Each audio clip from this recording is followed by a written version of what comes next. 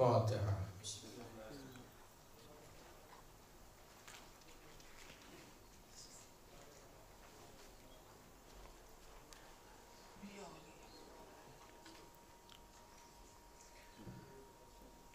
لا حول ولا قوة إلا بالله العلي العظيم. أعوذ بالله من الشيطان الرجيم.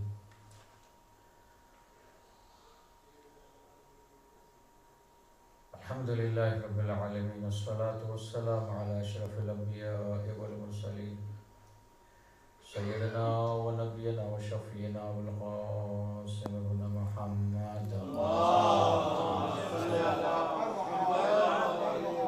وآله الطيبين الطاهرين المعصومين المظلومين ولعنة الله على أعدائهم أجمعين من يومنا هذا إلى يوم الدين.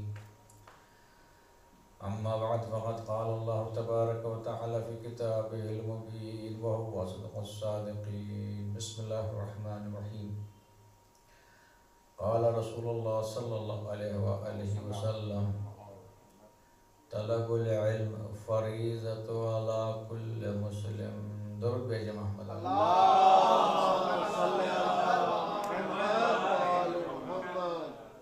فیضان گرامی،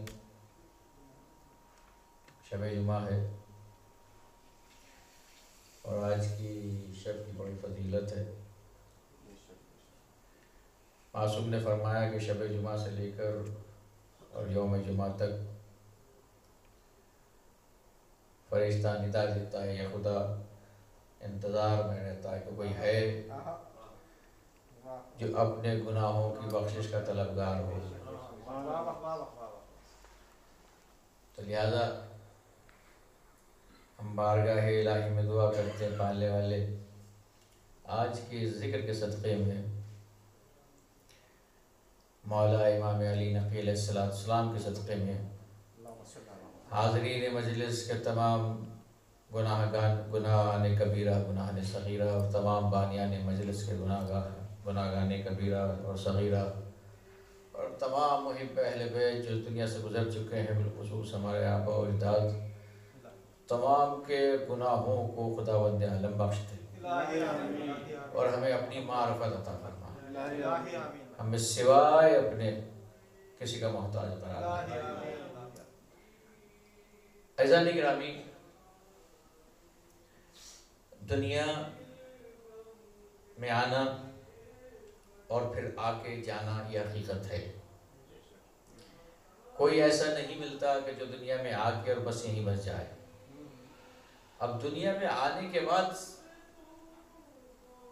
کمال کیا ہے انسان کا؟ کیونکہ بہت ساری ذمہ داریاں ہیں. کس چیز پہ انسان فوکس کرے تاکہ اس کی دنیا بھی کامیاب رہے اور آخرت بھی کامیاب رہے. اور وہ کون سی چیز ہے جس پہ معصومین علیہ السلام نے سب سے زیادہ فوکس کیا ہو؟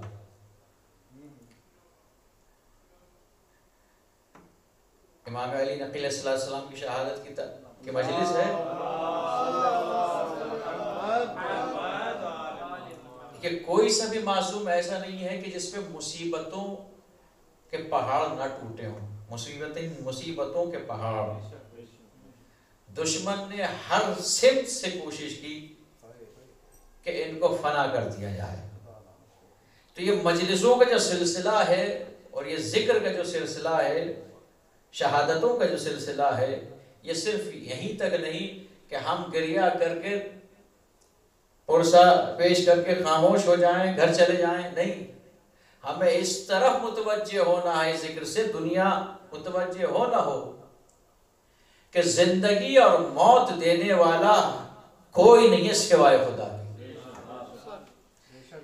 عزت اور ذلت دینے والا کوئی نہیں ہے سوائے خدا کی. دنیا نے لاکھ کوشش کی کہ اہل بیت کے نشان کو مٹا دیا جائے، لیکن کیا یہ مٹا سکے؟ نہیں مٹا سکے. تو یہ بات واضح ہو گئی کہ انسان کے مٹانے سے کوئی مٹ نہیں سکتا. کون مٹانے والا؟ اس کی ذات ہے جسے وہ چاہے اسے مٹا سکتی ہے۔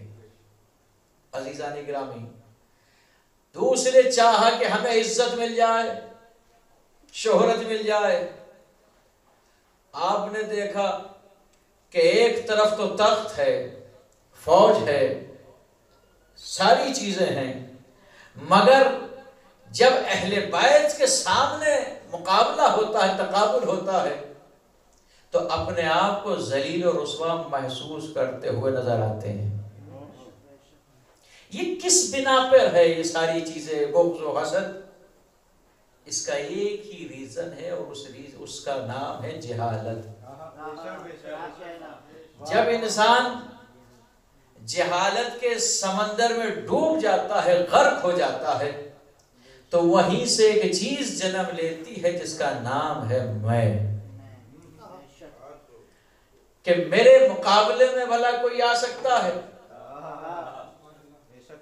امام علی نقی علیہ السلام نے فرمایا،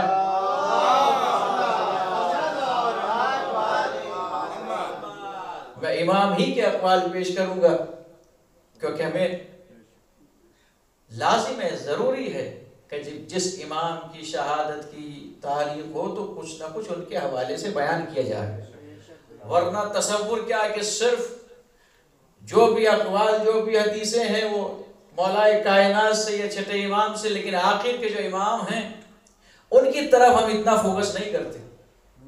مگر یہ سارے علم کے سمندر ہیں، یہ سارے محمد ہیں۔ ایک چیز اور بتاؤں، 14 معصومین علیہ السلام میں کچھ محمد ہیں اور کچھ علی ہیں،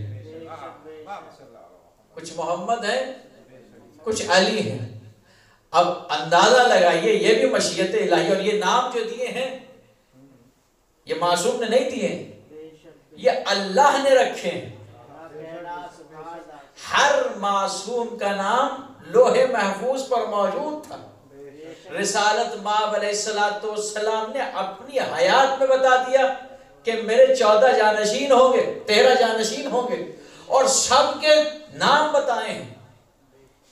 تو یہ عدل پروردگار عالم ہے کہ ان 14 معصومین علیہ السلام میں 4 محمد ہیں تو 4 علی ہیں۔ ضرور کہیے محمد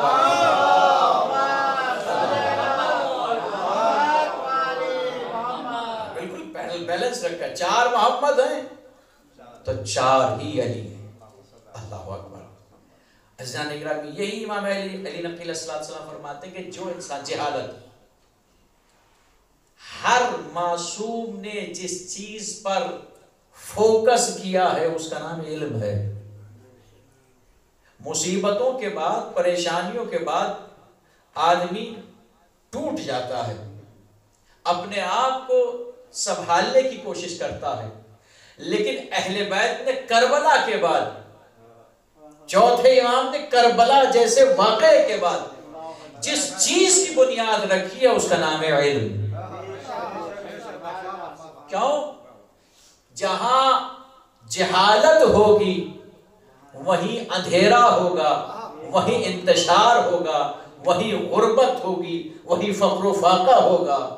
یاد رکھو، اگر قوم سے تمہیں جہالت کو نکالنا ہے تو تمہیں علم اپنے اندر پیدا کرنا ہوگا۔ تمہیں عالم بننا ہوگا۔ علم افضل ہے، یاد رکھنا، مگر علم سے کہیں زیادہ افضل وہ انسان ہے جو صاحب علم ہے۔ انسان مر جاتا ہے مگر اس کی انسانیت باقی رہتی ہے، عالم چلا جاتا ہے مگر اس کا علم باقی رہتا ہے۔ وہ کون سی چیزیں ہیں جن کے بنا پر اہل بیت آج تک زندہ ہیں؟ 2 ہی چیزیں، ایک کا نام کردار ہے، دوسری کے نام علم ہے۔ ضرور بھیجیے عظمت محمد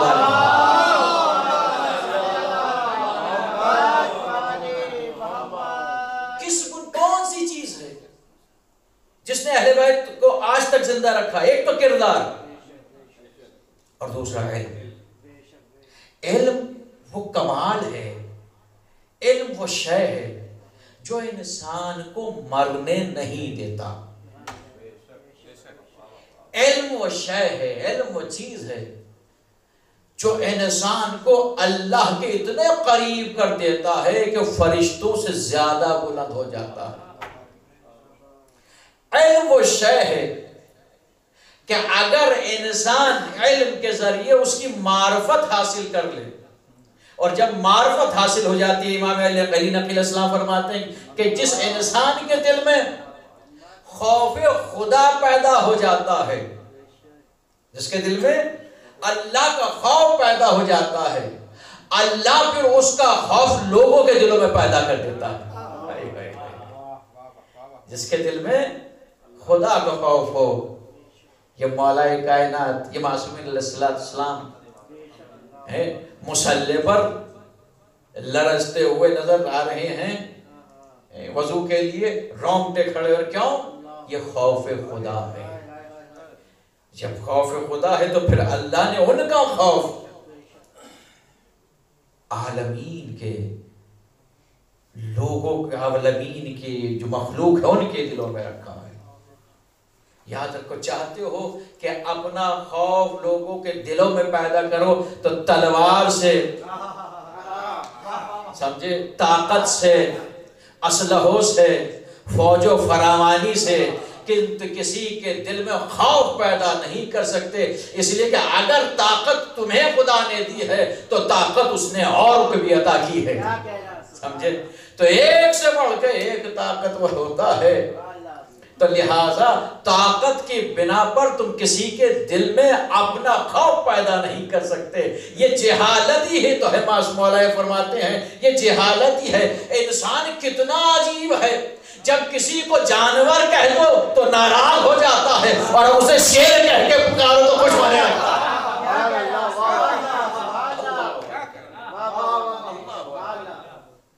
جب یہ میں اپنی کیفیت بیان کر رہا ہوں، یہ اپنی کیفیت ہے، یہ انسان کی کیفیت ہے۔ اگر آپ کسی انسان کو گدھا کہہ دیں، حیوان کوئی سا بھی نام لے دیں تو ناراض ہو جائے گا۔ نسلوں تک جتنی بڑی طاقت، جتنی جہالت ہے اس کے اندر، اس کے خاندان میں، یہ نسل در نسل رنجش کل چلتی چلی آئے گی، کیا کہ اس نے فلاں کے دادا کو گدھا کہا تھا، نعوذ باللہ۔ لیکن اگر اسی انسان کو آپ شیر کہہ کے پکار لیں، اسی، یہ کیا ہے؟ یہ علم ہے، یہ وہ شے ہے جس کی بنا پر معصومین علیہ السلام آج تک زندہ ہیں۔ میں نے کہا کردار اور علم، اللہ اکبر۔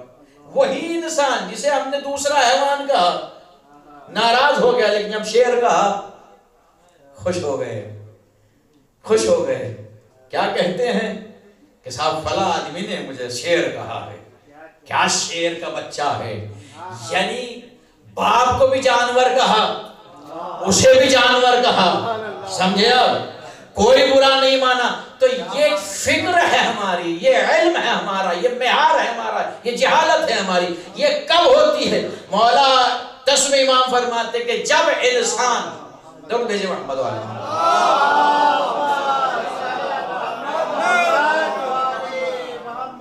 جب کوئی انسان اپنی قدر و منزلت کھو دیتا ہے،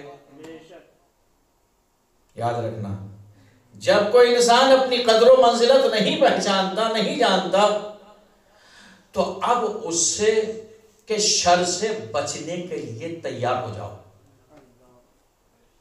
فساد کہاں ہوتا ہے؟ جہاں انسان اپنی قدر نہ جانتا ہو۔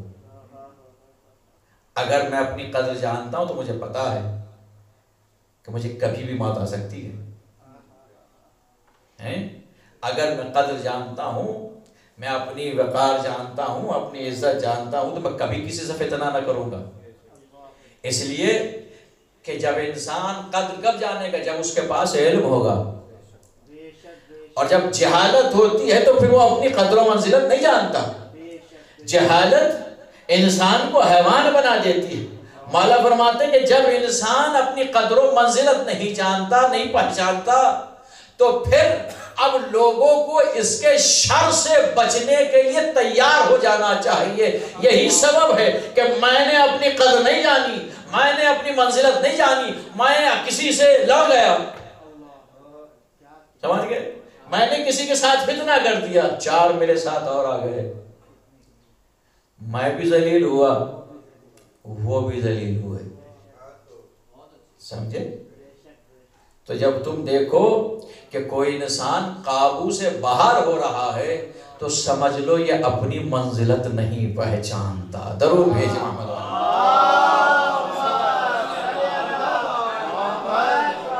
تبھی حضور نے فرمایا ہے طلب العلم فریضۃ علی کل مسلم, ہر مسلمان پر واجب ہے کہ علم حاصل کرے. ہر انسان پر, ہر مسلمان, طلب العلم فریضۃ علی کل مسلم. اگر تم اپنے آپ کو مسلمان کہتے ہو, دیکھیں یہاں مومن نہیں ہے, یہاں مومن نہیں ہے, یہاں مسلم ہے. اگر مسلمان ہے تو علم حاصل کرے, اس لیے کہ جب مسلمان علم حاصل کر لے گا تو خود بخود مومن بن جائے گا. سمجھے؟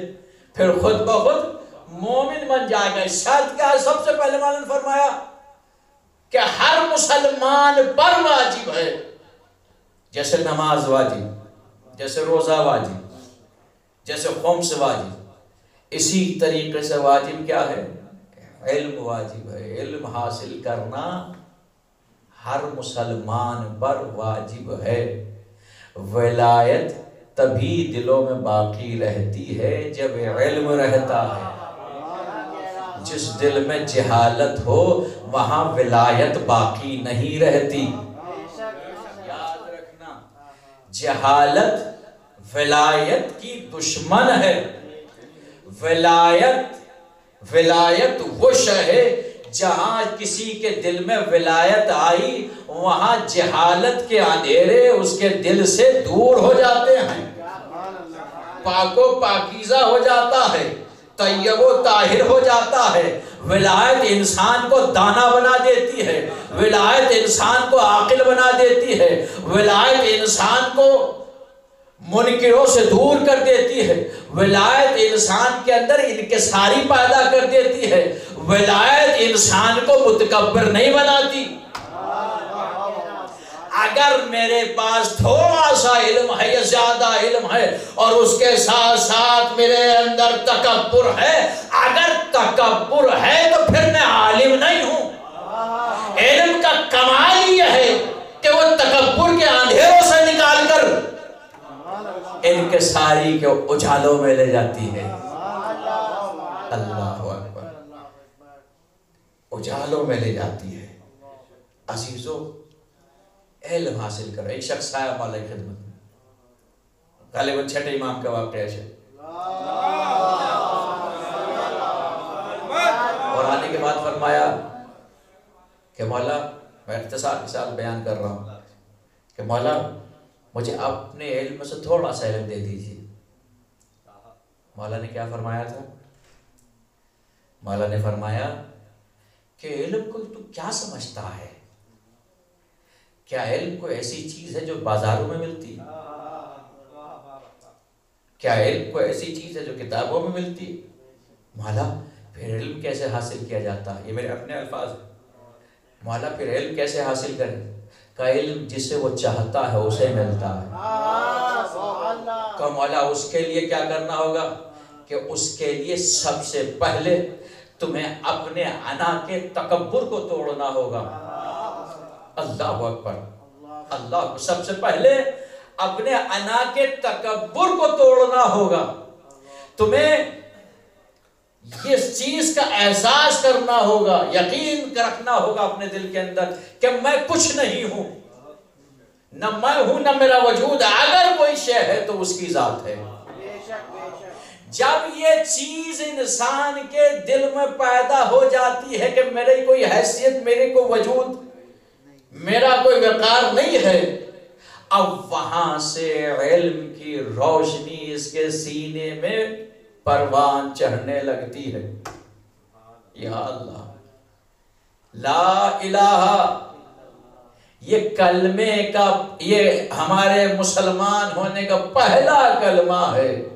مسلمان بننا چاہتے ہو تو سب سے پہلے تمہیں لا الہ کہنا ہوگا۔ لا کا مطلب کیا ہے کہ ہر چیز سے انکار کرنا ہوگا۔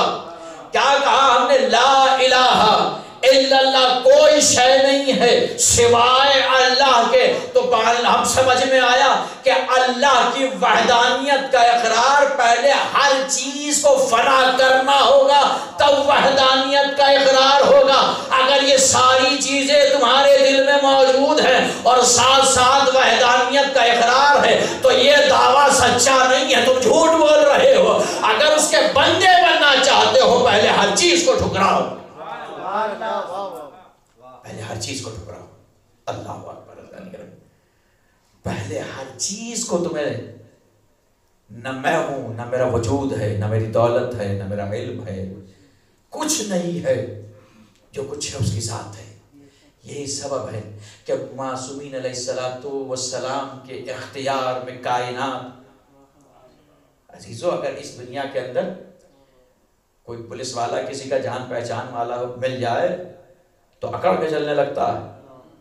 جس کے قبضے قدرت میں کائنات ہو، جن کے دروں پہ آنے کے بعد فرشتے روٹیاں لے کے جاتے ہوں، اللہ اکبر، جن کے در پر ستارے اترتے ہوں، تو اس قدر کا عالم کیا ہوگا۔ لیکن عالم یہ ہے کہ دشمن کے لیے کبھی بد دعا نہیں کی۔ اللہ اکبر، دشمن کے لیے کبھی بد دعا نہیں کی۔ 10ویں امام 20 سال سے زیادہ قید میں رہے۔ 20 سال ایک مدت ہوتی ہے، کیا بد دعا نہیں کر سکتے؟ کیا اپنا کمال نہیں دکھا سکتے؟ دکھا سکتے ہیں اور دکھایا ہے، مگر دشمن کے لیے کبھی بد دعا نہیں کی، اس کو آزاد چھوڑا۔ اس لیے دشمن جو ظلم کر رہا ہے وہ اپنی جہالت کے بنا پہ کر رہا ہے، یہ جو رحم و کرم کر رہے ہیں یہ اس علم کے بنا پہ کر رہے ہیں جو اللہ نے انہیں عطا کیا ہے۔ تو علم انسان کو کریم بناتا ہے، علم انسان کو رحیم بناتا ہے، علم انسان کو سخی بناتا ہے، علم انسان کو رحم دل بناتا ہے۔ عزیزان گرامی، یہ ہمارے لیے ایک نصیحت ہے۔ اگر ہم اہل بیت کے چاہنے والے ہیں تو پھر ہمارے اندر رحم پایا جانا چاہیے۔ مجھے حیرت اس بات پہ ہوتی ہے کہ ایک محب اہل بیت دوسرے محب اہل بیت کا کیسے دشمن ہو سکتا ہے؟ معاف کیجئے گا، کیسے دشمن ہو سکتا ہے؟ اگر یہ ہم نے اپنے اختیار میں لے لیا ہے کہ کون شیعہ ہے اور کون شیعہ نہیں ہے، کون جنتی ہے اور کون جنتی نہیں ہے، کس کے یہاں جانا ہے کس کے یہاں نہیں جانا ہے، یہ سوچنے سے پہلے، کسی کے ایمان کے اوپر فیصلہ کرنے سے پہلے، کسی کی ذات کے اوپر فیصلہ دینے سے پہلے یہ سوچ لو کہ اگر یہی عدل کی میزان خدا نے لے لی تو پھر بتاؤ ہمارے کوئی ہے انسان اس دنیا میں جس سے خطا نہ ہوئی ہو؟ ہے کوئی انسان؟ نام ہی رکھا گیا ہے انسان۔ انسان لفظ نکلا ہے نسیان سے، بھولنے والے سے، بھول سے۔ ہر انسان سے بھول ہوتی ہے، ہر انسان سے خطا ہوتی ہے۔ تو جب ہم خطا کار ہیں تو یہ ہمارے ہاتھ میں یہ اختیار نہیں ہے، یہ فیصلہ نہیں ہے کہ ہم کسی کو اچھا کہیں اور کسی کو برا کہیں اور علل اعلان کہہ دیے یہ منافق ہے یہ مومن ہے۔ نہیں، ہم اگر یہ اختیار تم نے لے لیا ہے تو سب سے بڑے گناہگار ہو۔ یہی اختیار، یہی عدل کی میزان اگر اہل بیت نے لے لی، معاف کرنا، میں سوال کرنا چاہتا ہوں، کوئی ہے ہم میں سے جس نے کبھی اہل بیت کا دل نہ دکھایا ہو؟ کوئی ہے ہم میں سے؟ آپ کہیں گے یہ کیا بات کہتی؟ اہل بیت کا دل کس سے چیز سے دکھتا ہے؟ کوئی اگر جھوٹ بولے تو امام کے دل پہ چوٹ لگتی ہے، امام وقت کے دل پہ چوٹ لگتی ہے۔ کوئی اگر ایک مومن کس دوسرے مومن کی غیبت کرے امام بے چین ہو جاتے ہیں۔ اگر ایک مومن دوسرے مومن پر ظلم کرے تو امام بے چین ہو جاتے ہیں۔ قدم قدم پر ہم امام کو اذیت پہنچا رہے ہیں اور پھر ہم یہ فیصلہ یہ سوچ رہے ہیں کہ امام معاف کر دیں گے۔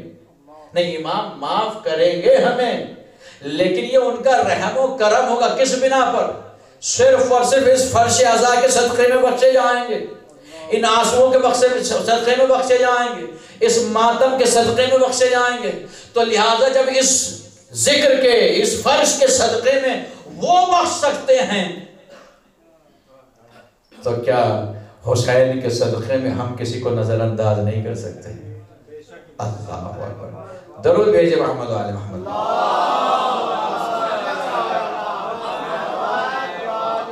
اللہ، کس در پہ بیٹھے ہیں، کس در پہ بیٹھے ہیں؟ ایک شخص آتا ہے امام کی خدمت میں، آپ کا چاہنے والا، امام نے اس سے ہندی زبان میں گفتگو کرنی شروع کی۔ کہا مولا یہ کون سی زبان بول رہے؟ مولا نے کہا میں ہندی زبان بول رہا ہوں۔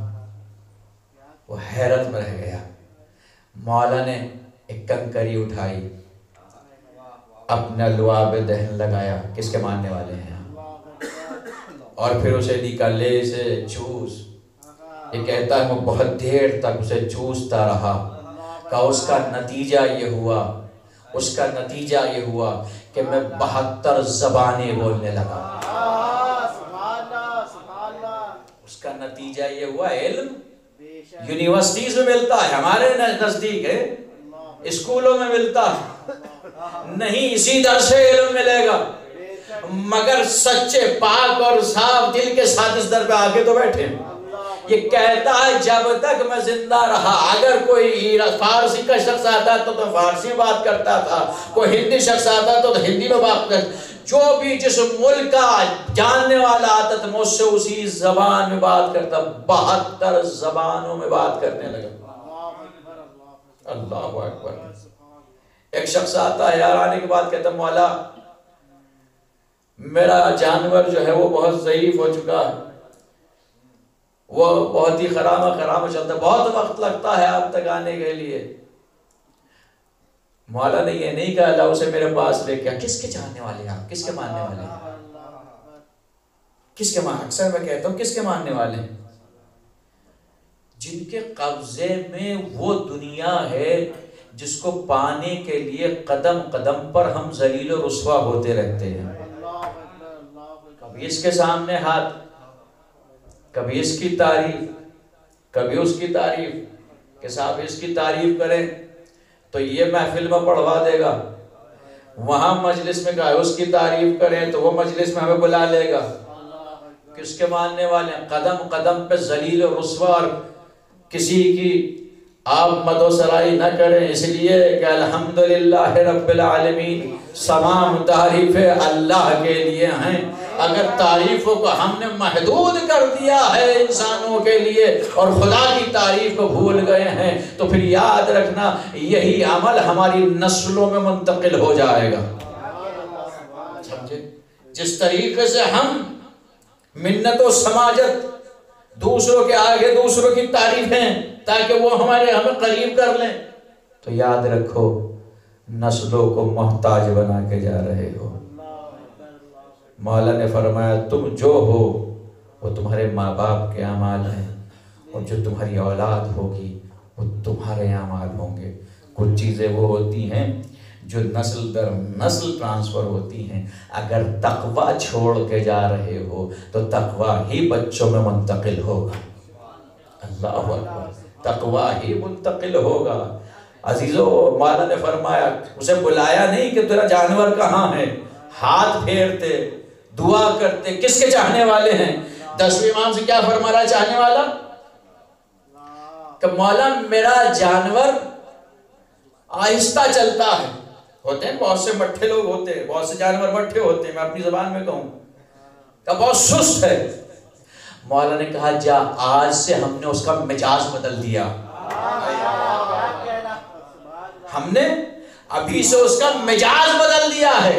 اب یہ کہتا ہے کہ اس کے بعد یہ عالم ہو گیا تھا کہ اگر نماز صبح مدینے میں پڑھا کرتا تھا تو نماز ظہرین میں شام میں پڑھتا تھا، نماز مغربین میں مولا کے ساتھ پڑھا کرتا تھا. درود بھیجے محمد و آل محمد.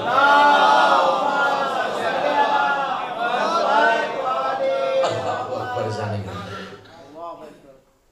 یہ کس چیز کی دیر ہے؟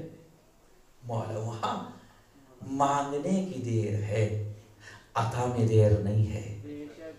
یاد رکھنا یہ ہمارا بھی مزاج ہوتا ہے. مثال کے طور پر میری کسی سے نا اتفاقی ہے، کوئی شخص آ کے میری بھی تعریف کرے اور ادھر بھی جائے تو ہم کیا کہتے ہیں، یہ آدمی بڑا دوغلا ہے. میرے پاس اگر کسی کام کے لیے آئے گا تو آپ کیا کہیں گے کہ صاحب ادھر بھی ہے، ادھر اس سے بچ کے رہنا. تو اس کا مطلب جب آدمی دو طرفہ دو ناؤں میں پیر رکھنے لگتا ہے تو کامیابی اس کے لیے، عزت اس کے لیے مشکل ہو جاتی ہے. لہٰذا جہاں رہو ایک ساتھ ہو کے رہو. اگر تم اہل بیت کے ماننے والے ہو تو جب طلب کرو تو اہل بیت سے طلب کرو، جب مانگو تو اہل بیت سے مانگو. اس لیے کہ وہ ہیں کہ اگر دنیا سے مانگ رہے ہو تو دنیا دینے سے پہلے یہ سوچتی ہے کہیں میرے سے آگے نہ بڑھ جائے. مگر وہ اہل بیت کا در وہ در ہے کہ وہ یہ نہیں سوچتے کہ کون ہے یا اپنا ہے پرایا ہے. وہ کردار دیکھتے ہیں، اپنی دل کی نیت دیکھتے ہیں. اگر کردار صاف ہے، نیت صاف ہے تو پھر کہہ دیتے ہیں سلمان ہم اہل بیت میں سے. اللہ ہم کہ یہ سلمان من اہل البیت، سلمان ہم میں سے ہے. کوئی گاؤں کے اندر، بستیوں کے اندر بہت واقعے ملتے، جو سادات ہے وہ سادات ہے، جو غیر سادات ہے وہ غیر سادات ہے. سادات کہیں ایسا ہو سکتا ہے کہ غیر سادات کو اپنے اندر ملا لے؟ نہیں، کیسے ممکن ہے؟ نہیں. اس لیے کہ ہمارا مقام بلند ہے. اہل بیت درس دے رہے ہیں ہمارے نزدیک شجرے ضروری نہیں ہیں، ہمارے نزدیک طہارت ضروری ہے. ہمارے نزدیک طہارت ہے. بس عزیزو آپ کی زحمت تمام. عزیزو 10ویں امام. اب اندازہ لگائیے چوتھے امام نے کربلا کے بعد علم علم علم عزیزو علم. مولا فرماتے ہیں کہ اپنے پہلے دل کی جہالت کو، نفس کی جہالت کو دور کرو. علم کے لیے ضروری نہیں ہے کہ میں لمبے لمبے وظیفے پڑھنے لگوں، میرے قرآن حفظ ہو جائے، دعائیں حفظ ہو جائیں. اگر یہ ضروری ہوتا تو پھر قرآن کے حافظ جہنم میں نہ جاتے ہیں. سمجھے؟ قرآن کے حافظ و قاری جہنم میں نہیں جاتے. جائیں گے کس بنا پر؟ کیونکہ ولایت نہیں ہے. ولایت کیوں نہیں ہے؟ کیونکہ جہالت ہے، علم نہیں ہے. لہٰذا کون سا علم؟ جو نفسوں کو پاک کرے، جو نفسوں کو طیب و طاہر بنائے. سمجھے آپ؟ یاد رکھو، یاد رکھو میرے عزیزو. اکثر ہوتا ہے، پریشان ہوتے ہیں کہ دعائیں مستجاب نہیں ہوتی ہیں، پریشانیاں ہوتی ہیں. اپنے اندر چاہتے ہو کہ دعا قبول ہو، کسی ایک گناہ کو مٹانے کی کوشش کرو. مثال کے طور پر میں پریشان ہوں اور جانتا ہوں کہ میرے دل میں حسد پائی جاتی ہے. مجھ سے بہتر آپ نہیں جانتے اب میں کیا ہوں. آپ تو صرف اتنا جانتے کہ میں مجلس پڑھتا ہوں، لیکن میں کتنا بڑا حاسد ہوں، میں کتنا بڑا گناہگار ہوں آپ کو کیا. میں جانتا ہوں میرے اندر کتنے گناہ. تو جب میں پریشانیوں میں مبتلا ہونے لگوں تو کوشش کرنی چاہیے کہ میں سب سے پہلے اپنے ذاتی گناہوں کی طرف متوجہ ہوں اور یہ ارادہ کروں کہ پالنے والے آج کے بعد میں حسد چھوڑ دوں گا، آج کے بعد میں غیبت کو ترک کر دوں گا، میں طے کرتا ہوں پالنے والے، آج کے بعد میں کسی کی برائی نہیں کروں گا، آج کے بعد میں کسی پہ ظلم نہیں کروں گا، آج کے بعد وعدہ کر کے نہیں مکروں گا، وعدہ کر گیا ہے تو اسے پورا کروں گا۔ عزیزو، اپنے اندر کبھی ہم نے اس طرف متوجہ ہوئے؟ ہاں ہم کہتے تو ہیں، واٹس ایپ کے اوپر، فیس بک کے اوپر، انسٹاگرام کے اوپر حدیثیں بہت اچھی اچھی آتی ہیں، یاد رکھنا میں اپنا آپ کہہ رہا ہوں، آپ کو نہیں کہہ رہا ہوں۔ اچھی باتیں کرنا آسان ہے لیکن ان پہ عمل کرنا مشکل ہے۔ اللہ اکبر، اچھی باتیں کرنا آسان ہے، نصیحتیں کرنا آسان ہے، لیکن ان پہ عمل کرنا بڑا مشکل ہے۔ بس یہی علم ہے، یہی وہ منزل ہے۔ اگر ان نصیحتوں پہ عمل کرنے لگیں گے، یہیں سے ہم علم حاصل کرنے لگیں گے، یہی وہ منزل ہوگی جہاں اللہ ہمارے مرتبے کو بلند کرنے لگے گا، یہیں سے وہ منزل ہوگی۔ ایک شخص عزیزان گرامی آتا ہے اور آنے کے بعد اللہ کی بارگاہ میں اس کو الگ الگ انداز سے پکار رہا۔ ایک نبی آئے، آنے کے بعد اس کو روک دیا، یہ کیا کر رہا ہے؟ آواز قدرت آئی، اس کو مت روکو، اس لیے کہ جو پکار رہا ہے دل سے پکار رہا ہے۔ سمجھے آپ؟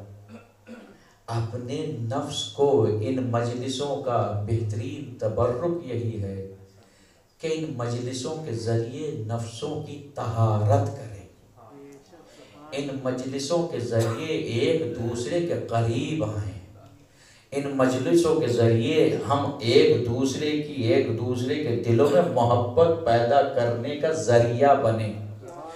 مسجد بنا لینا کمال نہیں ہے، بہترین امام بارگاہ بنا لینا کمال نہیں ہے، سب سے بہترین ثواب جاریہ یہ ہے کہ اگر دو مومنوں کے دلوں میں نا اتفاقی ہے ان کو قریب جوڑ دینا، اس سے بہتر کوئی ثواب جاریہ نہیں ہو سکتا۔ اس لیے کہ ہم نے زیارت عاشوراء میں امام حسین سے وعدہ جو کیا ہے، انی سلم لمن سالمکم، انی سلم لمن، اے مولا جس سے آپ کی صلح ہے اس سے ہماری صلح ہے، وہ حرب لمن حاربکم، جس سے آپ کی جنگ ہے اس سے ہماری جنگ ہے۔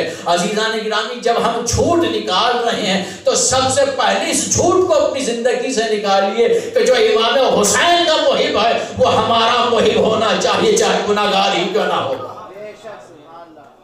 کبھی دل میں اس کی طرف سے بغض نہ رکھیں، اس لیے کہ امام سے وعدہ جو کیا ہے، کیوں پلٹ کے امام ہی کی بارگاہ میں ہمیں جانا ہے، پلٹ کے ہمیں۔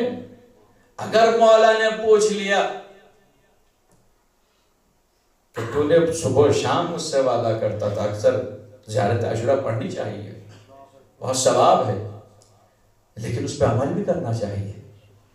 یہ نہیں کہ زیارت عاشوراء کا میں پابند ہو جاؤں لیکن اس کے جو معنی ہیں، اس کا جو درس ہے، اس سے میں دور ہو جاؤں۔ نہیں، کوئی بھی عبادت، کوئی بھی عمل، کوئی بھی وظیفہ اس وقت تک مکمل پائے تکمیل تک نہیں پہنچ سکتا جب تک کہ آپ اس کے ڈیپ میں نہ پہنچ جائیں، جب تک کہ آپ اس کے معنی نہ سمجھ لیں، جب تک آپ اس میں غرق نہ ہو جائیں، جب تک آپ اس پر عمل نہ کریں۔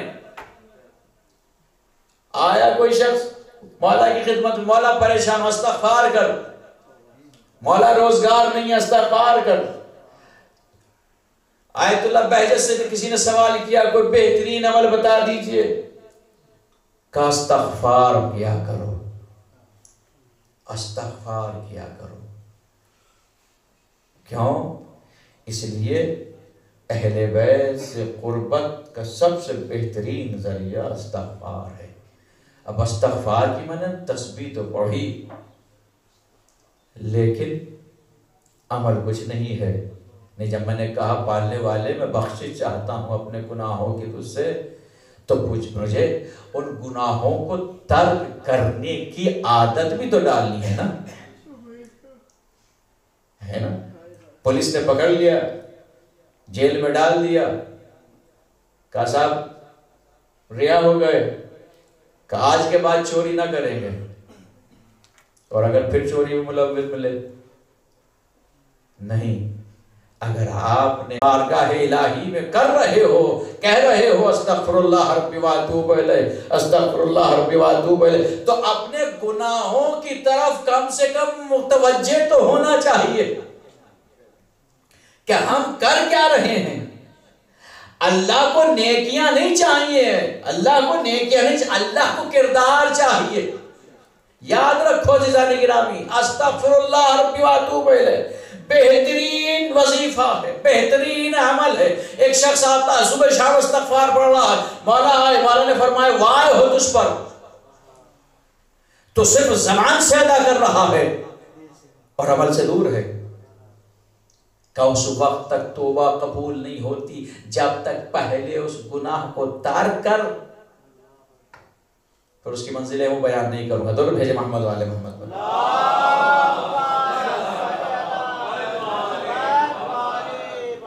اللہ اکبر۔ مالک فرمایا پہلے اس کو ترک کر، یہ نہیں کہ میں نے استغفار کیا اور اس گناہ میں ملوث ہوں، یہ توہین پروردگار عالم ہے، یہ اس کے سامنے بلند ہو کے کھڑے ہو جانا ہے۔ کہتے کہ دیکھیں کس طریقے سے سامنے جو جھوٹ بول رہا، ہم استغفار بھی کر رہے ہیں اور اپنے گناہوں کو ترک بھی نہیں کر رہے۔ نہیں، استغفار اسی وقت کامیاب ہوگا، اسی وقت یہ پریشانیاں بلائیں مصیبتیں دور ہوں گی جب ہم اپنے گناہوں کی طرف متوجہ ہو کر گناہوں کو دور کرنے کی کوشش کریں گے۔ ادھر ہم فکر کریں گے، ادھر وہ توفیق عطا فرمائے گا۔ درود بھیجے محمد والے۔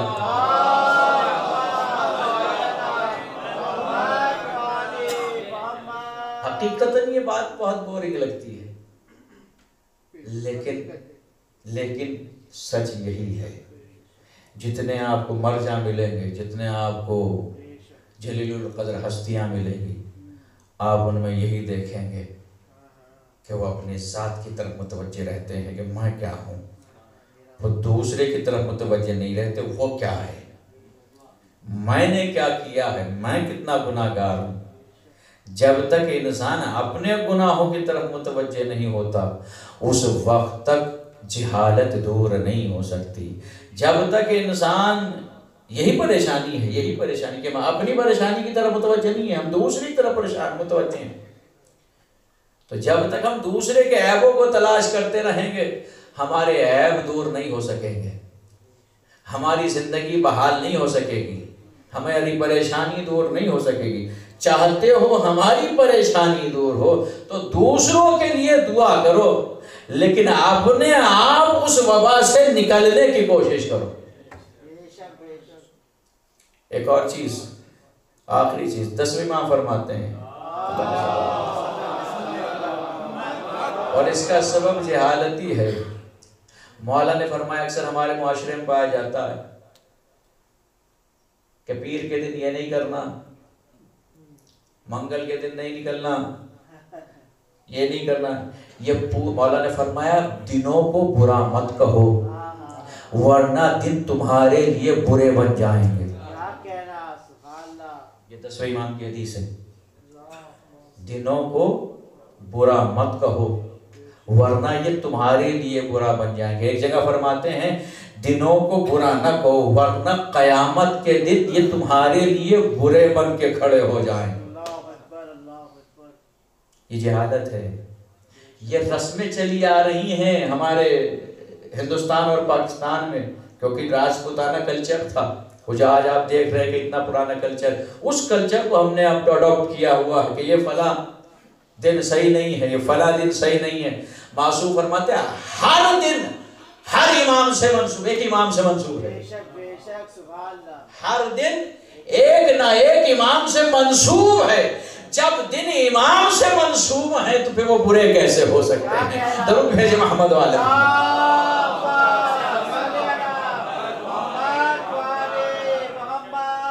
سمجھے، ہر دن وقت نہیں ہے، ہر دن امام سے منسوب ہے۔ کوئی دن ہفتے کا دن جناب رسالت مآب علیہ السلام سے منسوب ہے،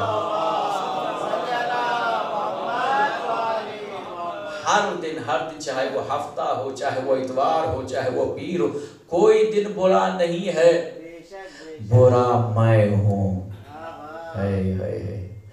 کیونکہ اللہ کی پیدا کی ہوئی مخلوق بری نہیں ہو سکتی، برا میں ہوں، سمجھا؟ اس لیے اللہ نے مجھے اشرف بنایا ہے، تو مجھے اپنے آپ کو اشرف ہی بنا کے رکھنا ہوگا، سمجھے؟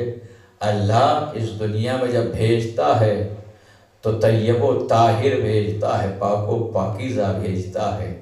وہ اور بات ہے کہ جیسے جیسے دنیا کو دیکھنے لگتا ہوں، دنیا کی طرف کھنچا چلا آتا ہوں اور گناہوں میں غرق ہونے لگتا ہوں، اور پھر الزام دیتا ہوں شام کا وقت صحیح نہیں ہے، صبح کا وقت صحیح نہیں ہے، پیر کے دن یہ نہیں کرنا چاہیے، منگل کے دن یہ نہیں کرنا چاہیے، نہیں، یہ دن تو اللہ کے بنائے ہوئے ہیں، ان دنوں میں کوئی عیب نہیں ہے۔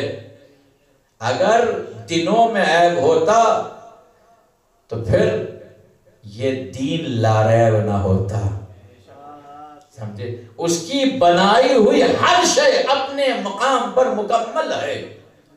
اگر ہم نے کسی دن کو برا کہا ہے تو ہم نے اس کی خلقت پر انگلی اٹھائی ہے۔ معصوم نے تبھی فرمایا ہے کسی دن کو، 10ویں امام فرمایا کسی دن کو برا مت کہنا، ورنہ وہ دن تمہارے لیے برا ہو جائے گا۔ اللہ اللہ، ہائے وہی اہل بیت جنہوں نے خدا کو پہچنوایا ہے، دنیا نے کیا ظلم کیے، اللہ اکبر۔ تاریخ ملتا ہے کہ 10ویں امام کو زہر دے دیا گیا، زہر حلال، جگر کے ٹکڑے کٹ کٹ کے باہر آ رہے ہیں۔ اللہ عزیزو، آپ کی روح جنت کو پرواز کر گئی۔ 11ویں امام نے غسل و کفن دیا، جنازہ تیار ہوا، نماز پڑھی، مگر میں کہوں گا اے امام حسن عسکری علیہ السلام، آپ کے بابا اور آپ خوش نصیب ہیں کہ آپ نے غسل و کفن تو دے دیا، آپ نے نماز جنازہ تو پڑھا دی۔ ہائے کربلا میں سید سجاد، ارے جب آیا ہے تو لاشیں اس کیفیت میں نہیں ہے، لاشیں اس کیفیت میں نہیں ہے جنہیں غسل و کفن دیا جا سکے۔ تاریخ ملتا ہے کہ امام یہ سلام ہو سید سجاد پر کہ جب پہنچے ہیں تو باپ کی نماز جنازہ نہ پڑھ سکے۔ یہ سید سجاد کو ہمارا سلام ہو۔ 11 محرم کو جب لاشیں سے گزارے گئے ہیں تو جناب زینب نے دیکھا کہ رنگ متغیر ہو رہا ہے، اپنے آپ کو اونٹ سے گرا دیا، پھوپھی اماں خیریت تو ہے؟ اے میرے لال، تیرا چہرہ، تیرا جسم کا رنگ متغیر ہو رہا ہے۔ تڑپ کے کہا ماں آپ ہی انصاف سے بتائیے، جس کے جوان بیٹا موجود ہو اس کے باپ کا لاشا بے گورو کفن پڑا اور بیٹا مجبور اس کے لاشے سے گزر رہا ہے۔ عزیزو، 11 محرم کو بااجازہ امامت آتے ہیں، آنے کے بعد کیا دیکھتے؟ بنی اسد کے قبیلے والے لاشوں کو پہچان نہیں پا رہے، اس لیے کہ لاشیں سروں سے پہچانے جاتے ہیں مگر کسی لاش پہ سر نہیں ہے۔ کہتے ہیں کہ ایک بڑی سی قبر کھولتے ہیں، اس قبر میں لاشوں کو رکھتے ہیں، جیسی پہلا لاشا اٹھانا چاہا، راہ کوفہ سے گرد اڑتی نظر آئی، کہا خاموش ٹھہر جاؤ، اور یہ لاشیں لاوارث نہیں ہیں، ان کا وارث موجود ہے۔ گھوڑے سے اترے، ہتھکڑیاں بیڑیاں ٹوٹی، بتایا کہا یہ اکبر کا لاشا ہے، یہ قاسم کا لاشا ہے۔ کہتے ہیں کہ آخر میں ایک چٹائی منگوائی، ایک لاش کو رکھا۔ امام سید سجاد فرماتے لاش کسی اور کی نہیں، یہ بابا کی لاش تھی، کہ جب میں بابا کے لاشے کے ٹکڑے اٹھا رہا تھا تو ہڈیوں کے چٹکنے کی آوازیں آ رہی۔ اِنَّا لِلَّهِ وَإِنَّا إِلَيْهِ رَاجِعُونَ۔ بسم اللہ الرحمن الرحیم۔ اللهم كل وليك الحجة ابن الحسن صلواتك عليه وعلى آبائه في هذه الساعة في كل ساعة وليا وحافظا وقائدا وناصرا ودليلا وعينا حتى تسكن وارضك طوعا وتمتع فيها طويلا برحمتك يا ارحم الراحمين. يا الله يا الله يا الله.